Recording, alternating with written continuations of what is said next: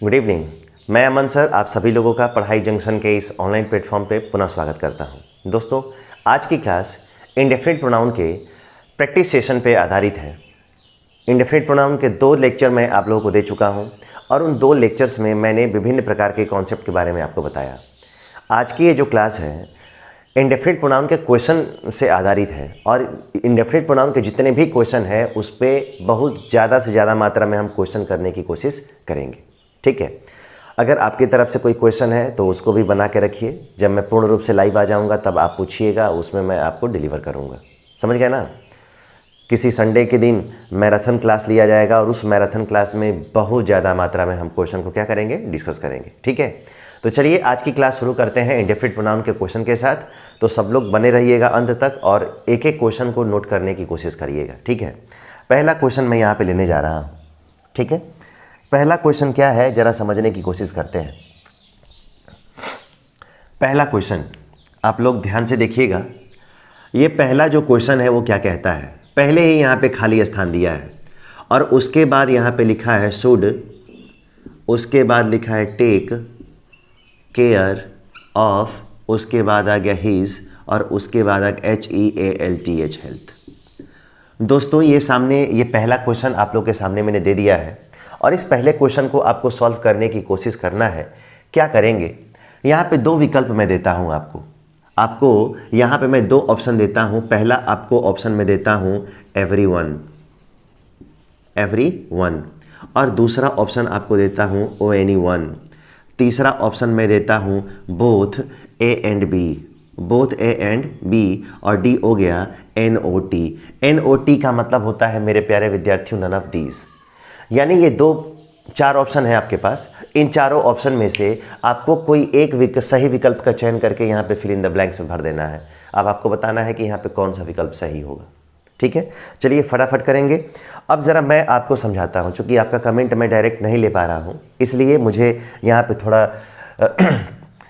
अच्छा नहीं लग रहा है। लेकिन फिर भी अगर मान लीजिए कि ये क्वेश्चन है और क्वेश्चन में ढूंढते चले गए और यहाँ पे क्या दिखाई दे गया हमको, हीज। अगर हमको हीज दिखाई दे गया तो ये बताइए, अगर वन सब्जेक्ट रहता तो इसके लिए तो हम वंस का प्रयोग करते हैं ना। अगर ये रहता है तो इसके लिए हम किसका इस्तेमाल करते हैं, वंस का। इसका मतलब साफ है कि यहाँ पे हीज है, वंस नहीं है, इसका मतलब बी हमारा ऑप्शन नहीं होगा।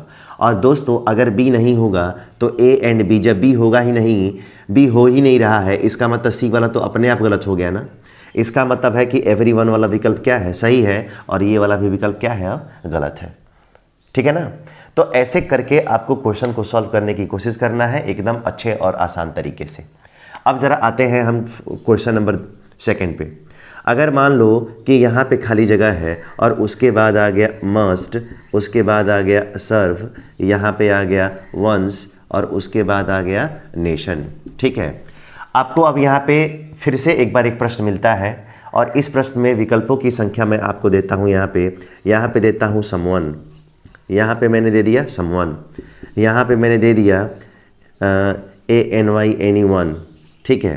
तीसरा विकल्प मैंने दे दिया आपको ONE' और डी वाला दे दिया ONES। अब आपको इन 4 दिए गए विकल्पों में से किसी एक विकल्प का सही चयन करना है और आपको बताना है कि इन विकल्पों में से कौन सा विकल्प सही है। ठीक है, तो चलिए फटाफट जरा इसका आंसर करिए। आप लोग इसका आंसर फटाफट करिए, देखते हैं कितने लोग आंसर कर पाएंगे। ठीक है, पहला क्वेश्चन जो आप लोगों ने किया है अभी ना, पहला क्वेश्चन जो आप लोगों ने अभी किया है, ठीक उसी क्वेश्चन पर आधारित यह प्रश्न है और ठीक उसी तरीके से आप लोग यहाँ पे भी इसका अनुमान लगा सकते हैं। अगर यहाँ पे हिज था तो 1 नहीं हुआ, एवरीवन क्या हो गया, सही हो गया ना। अब यहाँ पे आगे चलते चले जाएंगे तो यहाँ पे क्या है, वंस। और वंस का इस्तेमाल कब होता है, जब सेंटेंस में आपका सब्जेक्ट क्या होता है। ठीक है, सॉरी, सेंटेंस में आपका सब्जेक्ट क्या होता है, सेंटेंस में आपका सब्जेक्ट क्या होता है, 1 होता है ना। इसका मतलब है कि ये वंस नहीं होगा, ये एनीवन नहीं होगा, ये समवन नहीं होगा। हमारा आंसर क्या होगा, हमारा आंसर 1 होगा। अगर 1 रहेगा दोस्तों, अगर 1 रहेगा तभी तो वंस आएगा। इसका मतलब है कि अगर वंस दिया है तो यहाँ पे क्या होना चाहिए, यहाँ पे 1 होना चाहिए। ठीक है ना? चलिए अब ज़रा बात करते हैं तीसरे नंबर क्वेश्चन की। ज़्यादा से ज़्यादा संख्या में हम क्वेश्चन लेने की कोशिश करेंगे। ठीक है, अब ज़रा ध्यान दीजिए। अब ज़रा यहाँ पे तीसरा जो प्रश्न आता है, तीसरा प्रश्न यहाँ पे आ गया ऐसे, और उसके बाद आ गया SAY सेज दैट, उसके बाद आ गया God has power, God has power. ये दोस्तों ये तीसरा प्रश्न है, और तीसरे प्रश्न का भी विकल्प मैं बहुत अच्छे तरीके से देना चाहूँगा। सबसे पहला विकल्प मैं आपको दूंगा, सबसे पहला विकल्प आपको मैं दूंगा SOM सम, ठीक है। दूसरा विकल्प मैं आपको देता हूँ, यहाँ पे आ गया समवन। तीसरा विकल्प मैंने दिया आपको ALL, और चौथा विकल्प मैंने दिया BOTH बोथ। आपको यहाँ पे चार विकल्पों में से किसी एक विकल्प का बहुत अच्छे से चयन करना है। और सबसे पहली एक चीज़ और जानिए, जितने लोग क्वेश्चन को सॉल्व करने की कोशिश कर रहे हैं ना, ऐसे अंदाज पे क्वेश्चन सॉल्व करने की कोशिश मत करिए। आपको सॉल्व करना है तो ये ज़रूर देखना है कि इसके राइट में क्या है, इसके राइट में क्या है। अगर सेज है, इसका मतलब है कि जिस वर्ब में SES जोड़ा गया है वो जो वर्ब है वो हमेशा सिंगुलर फॉर्म में है। और अगर सिंगुलर फॉर्म में है तो इन चारों विकल्पों में से किसी एक विकल्प के बारे में आपको सोचना है जो सिंगुलर है। कोई एक विकल्प होगा जो प्लूरल फॉर्म में होगा, ठीक है। चलिए ज़रा हम चर्चा कर लेते हैं। सबसे पहले मैं आपको बता दूं कि अगर आप सम के बारे में लेके सोच रहे हैं कि सम होगा तो सम तो प्लूरल है, इसका मतलब सम नहीं होगा। अगर यहाँ पे ऑल के बारे में सोच रहे हैं तो ऑल भी कैसा है, प्लूरल है, यानी कि ये भी नहीं होगा। और बोथ ये भी प्लूरल है, इसका मतलब ये भी नहीं होगा। तो तीन लोग प्लूरल हो गए। और प्लूरल के साथ कभी वर्ब में SES नहीं लगा सकते हैं। इसका मतलब है कि B नंबर जो हमारा विकल्प है वो कैसा है, वो हमारे लिए सिंगुलर है, और सिंगुलर है इसका मतलब हमारा आंसर क्या होगा, B होगा। आ रहा है समझ में ना। तो एकदम आसान और अच्छे तरीके से आप क्वेश्चन को सॉल्व करने की कोशिश करिए। अगर ये तीनों प्रश्न अगर आपको समझ में आ गए होंगे तो मैं चाहूँगा एक बार जितने लोग देख रहे हैं अभी, एक बार स्क्रीनशॉट ले लें, उसके बाद हम आगे बढ़ते हैं, ठीक है ना। एक बार स्क्रीनशॉट ले लें, चाहे जितने लोग लिख रहे हैं उसको लिख लीजिए, और तब हम आगे बढ़ते हैं।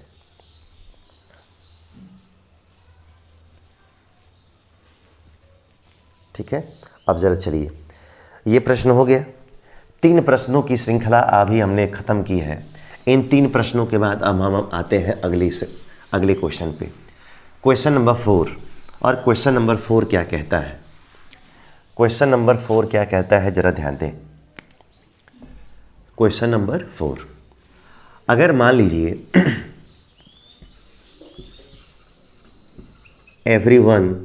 एवरीवन हैज़, उसके बाद आ गया कंप्लीटेड, एवरीवन हैज़ कंप्लीटेड। यहाँ पे मुझे विकल्प देने पड़ रहे हैं, A नंबर, यहाँ पे B नंबर, यहाँ पे क्या आ गया C नंबर, और यहाँ पे क्या आ गया, यहाँ पे आ गया आपका D नंबर, और यहाँ पे क्या आ गया, यहाँ पे आ गया ड्यूटी।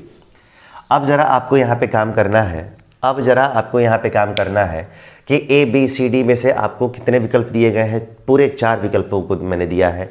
इन चारों विकल्पों में से किसी एक विकल्प का सही चयन करना है आपको।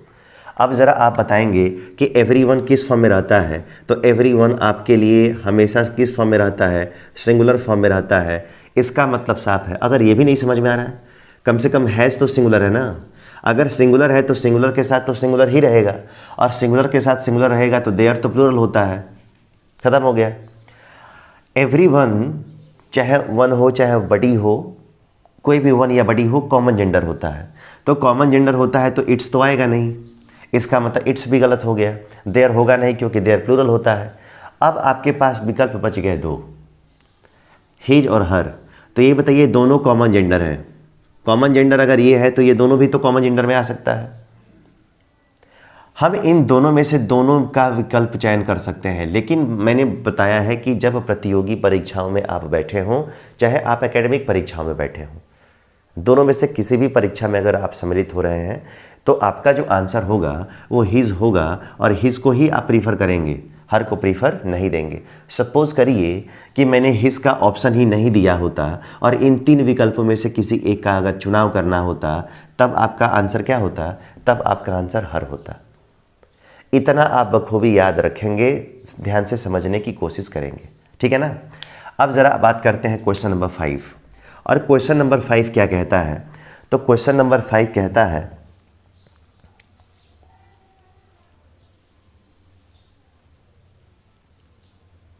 अब देखिए पहले यहाँ पे फिल इन द ब्लैंक्स है, उसके बाद आ गया वॉज, उसके बाद आ गया वेल, ARRANGED अरेंज्ड।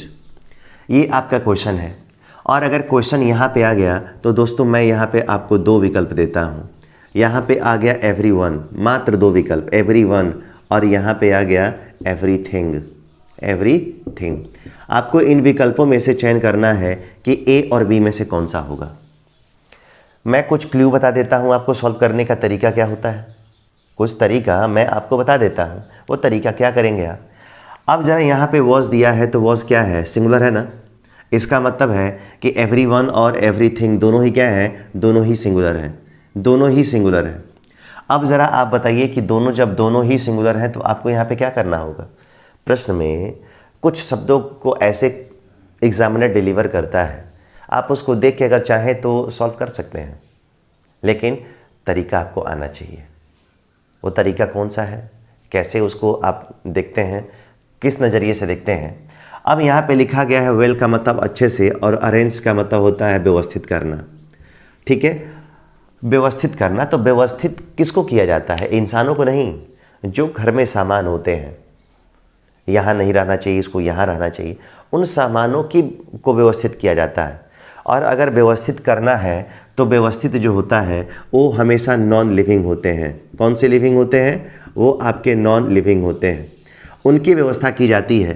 तो जब इनकी हम व्यवस्था करेंगे तो ये बताइए एवरीवन तो यहाँ पे व्यक्तिवाचक होता है ना, ये क्या होता है, ये आपका होता है वस्तुवाचक। कौन सा वाचक, वस्तुवाचक। और व्यवस्था हमेशा किसकी होती है, वस्तुओं की होती है, इसलिए आपका आंसर कौन सा हो जाएगा, बी नंबर हो जाएगा। ठीक है, अब ज़रा बात करते हैं छठवां, और छठवां क्वेश्चन क्या कहता है।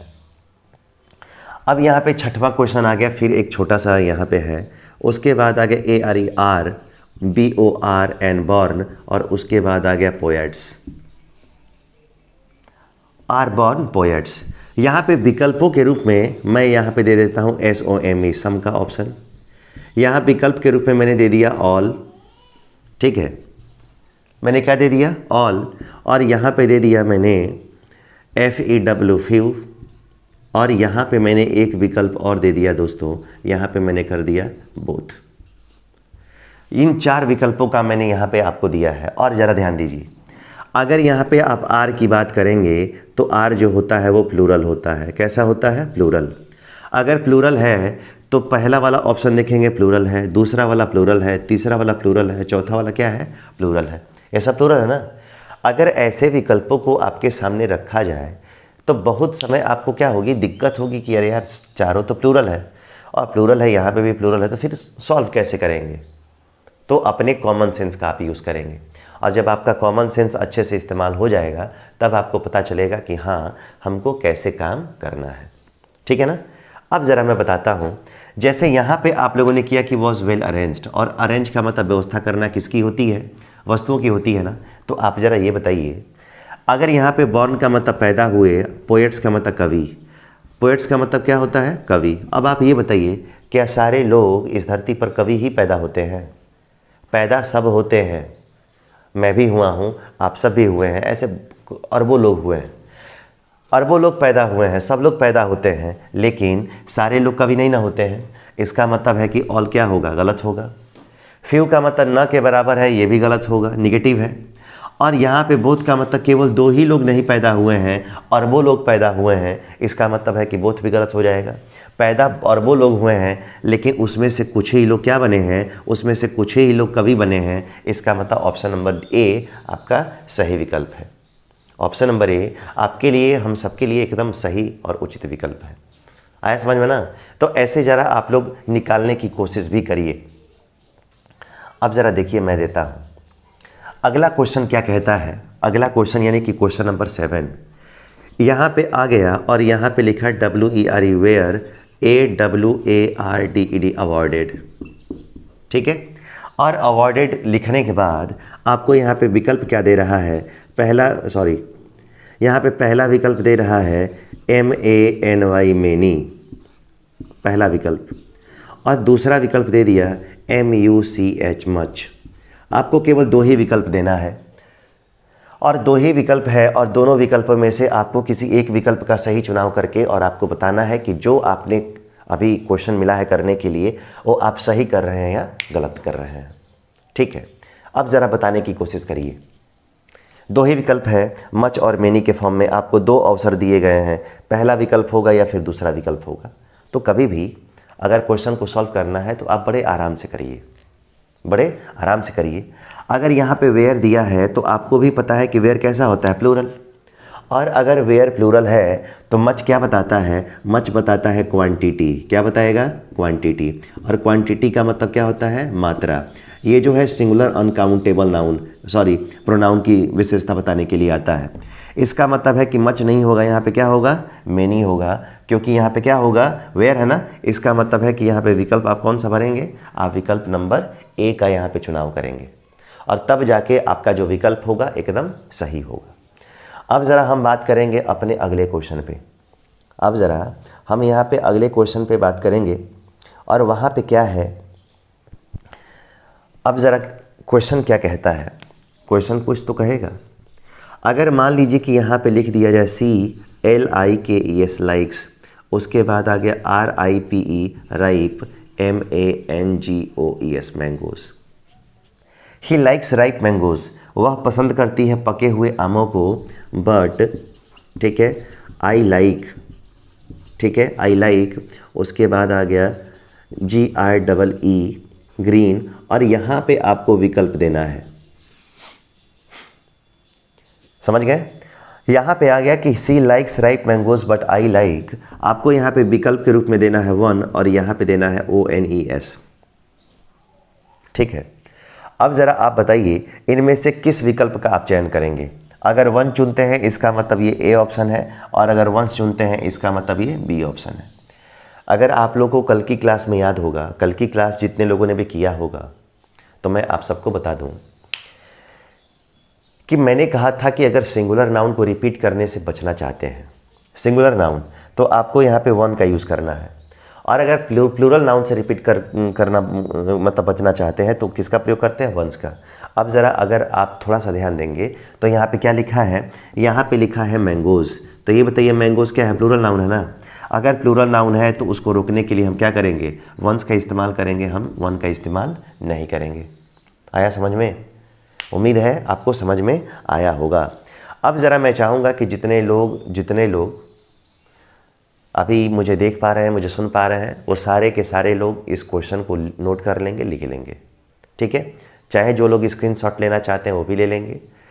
बस 2-4 दिन की और बात है, दशहरा जैसे ख़त्म होता है वैसे मैं आप लोगों का क्वेश्चन डायरेक्ट लेना शुरू करूँगा और मज़े से पढ़ा जाएगा। लेकिन जब तक परिस्थितियाँ अभी अनुकूल नहीं हैं तब तक मैं चाहूँगा कि आप जितने विद्यार्थी हैं अभी आराम से शांतिपूर्वक जैसे क्लास चल रही है वैसे क्लास रेगुलर लेते रहें, क्योंकि जब मैं पूर्ण रूप से लाइव भी आ जाऊँगा तो भी तो मैं उसके बाद ही इसके आगे की ही क्लास लूँगा ना, फिर पिछला छूट जाएगा। तो थोड़ा सा मैनेज करेंगे। हाँ, इसको रिवीजन हम लोग ज़रूर कर सकते हैं, इसका रिवीजन ज़रूर कर सकते हैं, लेकिन आप लोग पढ़ते रहिए। ठीक है, इसको ज़रा फटाक से नोट करिए, फिर मैं आता हूँ।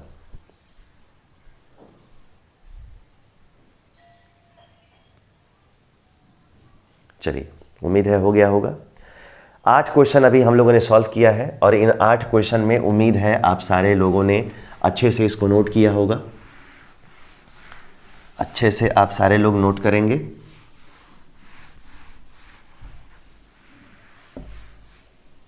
चलिए, अब ज़रा हम आते हैं क्वेश्चन नंबर 9। और क्वेश्चन नंबर 9 भी है, वो क्या कहेगा, क्वेश्चन नंबर 9 क्या कहेगा। यहाँ पे क्वेश्चन आ गया आई डिड नॉट, उसके बाद आ गया सी। यहाँ पे विकल्प में क्या भरना है आपको, यहाँ पे भरना है एनीवन, ए नंबर का ऑप्शन, और यहाँ पे आ गया समवन, उसके बाद आ गया on the road, on the ROAD road. आपको इन 2 विकल्पों में से किसी एक विकल्प का चयन करना है। अगर कल की क्लास अगर आपको याद होगी तो मैं आप सबको ये बता चुका हूँ कि सम से बने हुए प्रोनाउंस का प्रयोग केवल सकारात्मक और प्रश्नवाचक वाक्यों में होता है, यानी अफर्मेटिव और इंटेरोगेटिव में होता है, जबकि एनी से बने हुए प्रोनाउंस का प्रयोग हम किस में करते हैं, हमेशा नकारात्मक और प्रश्नवाचक नकारात्मक में करते हैं। बता चुके हैं। अगर मैंने आपको बता दिया है तो आप ज़रा यहाँ इसको समझने की कोशिश करेंगे कि इसमें कौन सा होगा। अगर आपको यहाँ पे स्पष्ट रूप से नॉट दिखाई दे रहा है तो जिस वाक्य में नॉट होगा उस वाक्य में आंसर हमेशा एनीवन या एनीबडी ही या एनीथिंग होगा, इसका इस्तेमाल हम नहीं करेंगे। ठीक है ना। कल के क्लास में मैंने ये बताया था। अब ज़रा बात करते हैं 10वां। अगर यहाँ पे लिख दिया जाए ही, उसके बाद आ गया MET मेट, उसके बाद यहाँ पे आ गया समवन, यहाँ पे आ गया समवन, और यहाँ पे आ गया ANY एनीवन, एनीवन, उसके बाद आ गया यस्टरडे। ठीक है, यस्टरडे। अब आपको बताना है, ये छोटा सा क्वेश्चन है, ये इस क्वेश्चन का संबंध डायरेक्ट इस क्वेश्चन से है। कल जो मैंने आप लोगों को पढ़ाया था सीधा उसका संबंध इन दोनों प्रश्न से है। जिस सेंटेंस में आपको नॉट दिखाई देता है उस सेंटेंस में कभी भी सम से बने हुए प्रोनाउंस का इस्तेमाल नहीं करना है। ठीक उसी तरीके से जिस वाक्य में नॉट दिखाई नहीं देगा उस वाक्य में एनी से बने हुए प्रोनाउंस का प्रयोग आपको नहीं करना है। इसका मतलब आपका विकल्प क्लियर है। आपका विकल्प यहाँ पे एनीवन नहीं होना चाहिए, आपका विकल्प यहाँ पे क्या होना चाहिए, समवन होना चाहिए। ठीक है। अब ज़रा यहाँ पे क्वेश्चन को ध्यान से देखिए। अब ज़रा अगला क्वेश्चन मैं यहाँ पे लेता हूँ और आपको डिलीवर करता हूँ।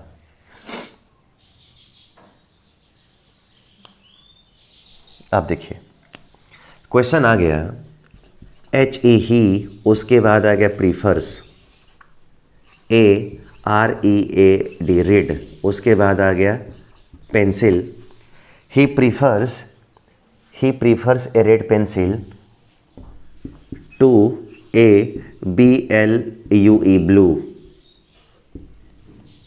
अब ज़रा ये क्वेश्चन है और क्वेश्चन अगर आया है तो क्वेश्चन में आपको विकल्प क्या दे रहा है।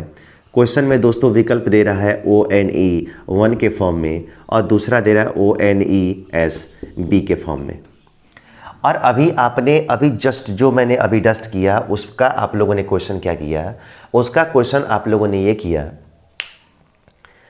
कि अगर नाउन सिंगुलर होता है, अगर सिंगुलर नाउन को रिपीट करने से अगर आप सभी बचना चाहते हैं, सिंगुलर नाउन की रेपिटेशन से बचना चाहते हैं, अगर ये क्या है सिंगुलर नाउन है ना अगर सिंगुलर नाउन की रेपिटेशन से बचना होता है तो हम वन का इस्तेमाल करते हैं, और यही प्लूरल नाउन से बचना होता है तो हम वंस का इस्तेमाल करते हैं। तो ये बताइए, अभी पीछे हम लोगों ने किया मैंगोज़ वाला क्वेश्चन, तो मैंगोज़ प्लूरल था तो आप लोगों ने क्या किया, वंस ना, लेकिन यहाँ पे पेंसिल है, इसका मतलब है कि आपका आंसर क्या होना चाहिए, ए, आपका आंसर भी क्या है, गलत है। ठीक है। चलिए अब ज़रा क्वेश्चन नंबर हम 12 की बात करते हैं और क्वेश्चन नंबर 12 क्या कहता है, तो बहुत कुछ कहेगा और उसमें आपको चेक करना है। आप देखिए क्वेश्चन में लिखा है, क्वेश्चन लिखा है नो वन।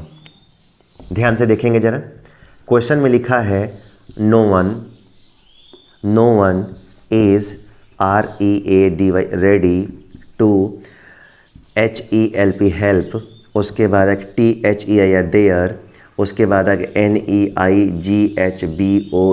नेवर्स, ए के यहाँ पे आ गया NOT।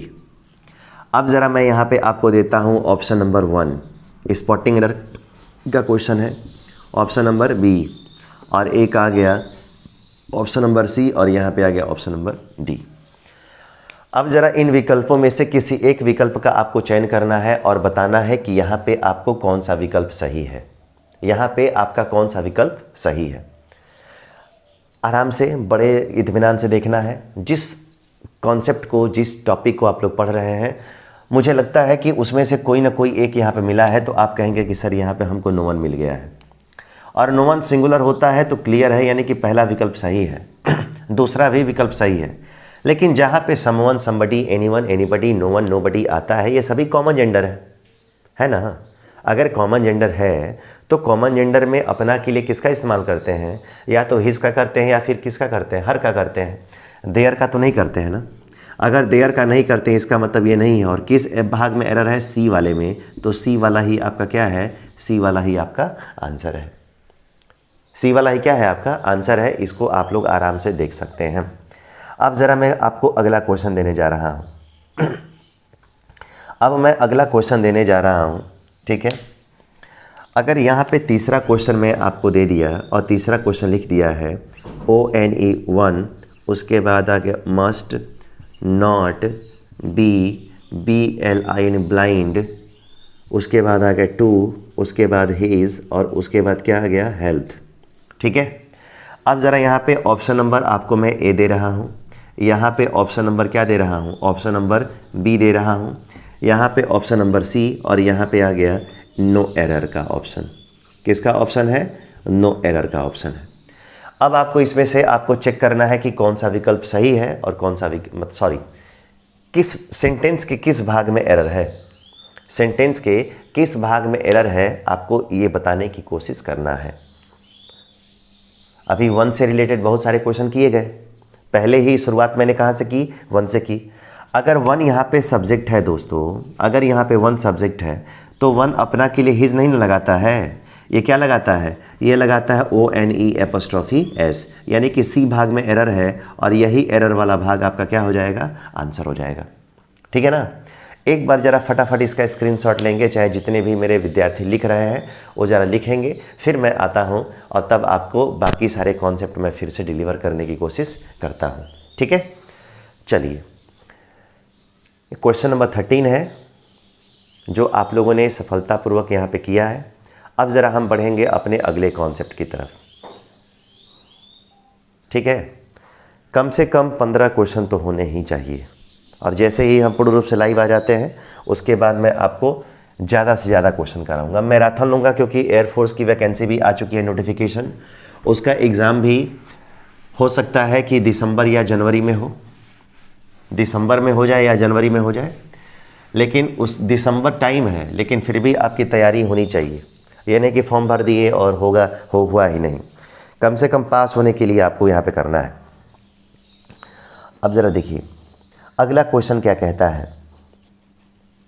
क्वेश्चन है क्वेश्चन नंबर 14 क्या कहता है, सेकेंड लास्ट है। अगर यहाँ पे लिख दिया जाए दिस कार is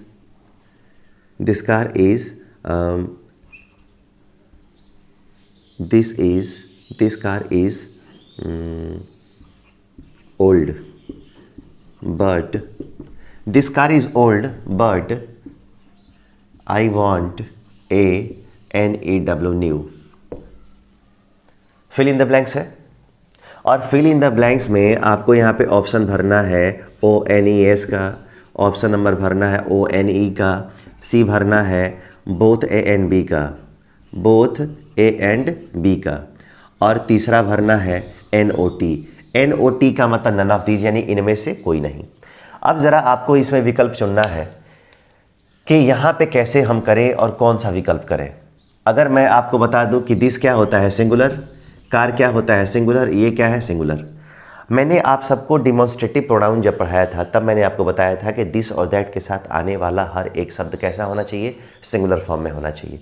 तो जब सिंगुलर फॉर्म में होना चाहिए तो आपको यहाँ पे क्या करना है, दिस कार यहाँ पे सिंगुलर है ना, और जब सिंगुलर नाउन के रिपीटेशन से आपको अगर बचना है तो आपको किसका इस्तेमाल करना होगा? आपको वन का ना इस्तेमाल करना होगा। यानी ये सही है और वंस का इस्तेमाल तब करते हैं जब यहाँ पे प्लूरल होता, इसका मतलब पहला गलत हो गया दूसरा सही, और जब दूसरा सही हो गया और एक गलत हो गया तो ए वाला गलत हो गया तो इसका मतलब ये वाला नहीं ना होगा और ये वाला भी नहीं होगा। ठीक है, अब ज़रा क्वेश्चन करते हैं हम 15वां, क्वेश्चन नंबर 15। और क्वेश्चन नंबर 15 क्या कहता है ज़रा ध्यान से उसको समझने की कोशिश करिए।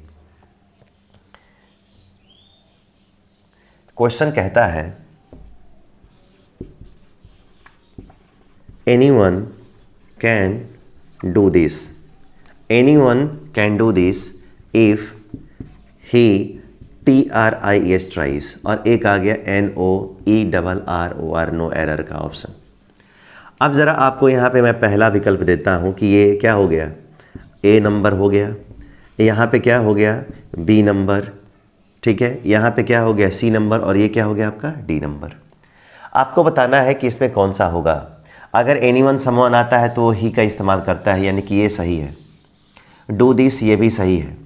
अब ज़रा आपको समझना है कि एनीवन अगर आया है तो इस सेंटेंस में कहीं नॉट है, और आपको मैं अभी पढ़ा चुका हूँ, चाहे कल मैं पढ़ाया, कि एनी से जुड़े हुए प्रोनाउंस का प्रयोग हम उसी वाक्य में करते हैं जिस वाक्य में नॉट रहता है। तो इसमें कहीं नॉट नहीं है ना।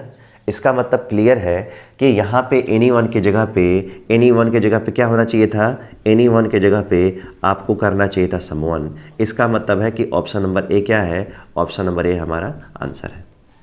ठीक है दोस्तों, अगर वीडियो अच्छी लग रही है, अगर आप लोगों को जो चीज़ मैं बता रहा अगर वो अच्छे से समझ में आ रहा है, तो वीडियो को क्या नहीं करिएगा, वीडियो को आप लोग लाइक ज़रूर करिएगा। ठीक है, और लाइक भी करिएगा, उसको अपने अपने मोबाइल से शेयर भी करिएगा। और लास्ट में आप लोग एक और काम करिएगा, आप लोग क्या कर दीजिएगा, ठीक है, सब्सक्राइब कर दीजिएगा दोस्तों। ठीक है, ये 3 काम आप करिएगा। दशहरा के बाद फिर से हम लोग आप लोगों से डायरेक्ट रूबरू होंगे, उसके बाद एक अच्छी सी क्लास हम लोग चलाएंगे। ठीक है, चलिए आज की क्लास यहीं पे स्टॉप करते हैं। आप सभी विद्यार्थियों को गुड नाइट, शुभ रात्रि एंड स्वीट ड्रीम।